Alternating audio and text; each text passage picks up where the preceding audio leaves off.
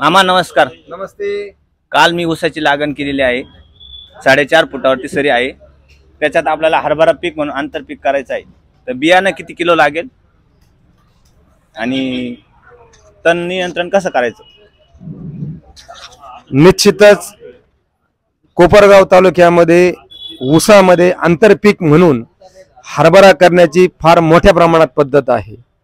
आणि मग 4.5 फूट सरी पाडल्यानंतर लागण केल्यानंतर एकरी हरभरा बियाण्याचं लागणारं प्रमाण म्हणजे एकरी किती किलो हरभरा बियाणं लागेल, तसेच त्या हरभरा आणि ऊस आंतरपीक केल्यानंतर त्याचं तण नियंत्रण कशा पद्धतीनं करायचं या संदर्भात सचिन भाऊंनी विचारलेला हा प्रश्न.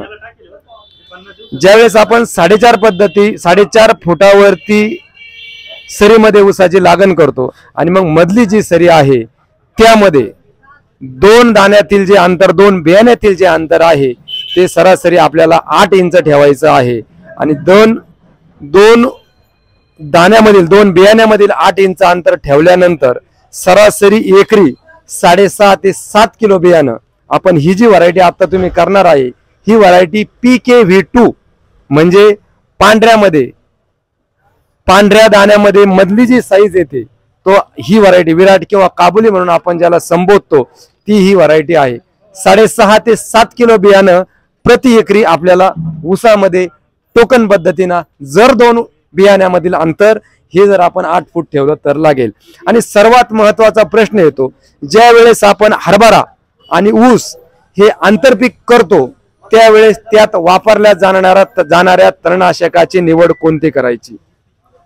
हरभरा उतरल्यानंतर अथवा ऊस उतरल्यानंतर ऊस आणि हरभरा आंतरपीक असल्यानंतर त्यात कुठलंही तणनाशक आपल्याला वापरता येत नाही. मग यात वापरण्यासाठी कुठलं तणनाशक आहे, त्यात सुमिमॅक्स म्हणून जे तणनाशक येतं याचं एकरी 100 मिली प्रमाण घेऊन आपल्याला ते 200 लिटर पाण्यातून 1 एकरात समप्रमाणात जमिनीचा पृष्ठभाग पूर्ण ओला होईल अशा पद्धतीनं बीजनाशक म्हणून ह्या तणनाशकाची फवारणी करायची आहे. परंतु यामध्ये लागण केल्यानंतर 2 ते 3 दिवसाच्या आत आणि हरभरा टोचल्यानंतर 48 घंट्याच्या आत रानात ओल असताना बीजनाशक म्हणून ह्या तणनाशकाची फवारणी करायची आहे. यामध्ये हरभरा सुद्धा उतरलेला नसावा, तसेच ऊस सुद्धा उतरलेला नसावा.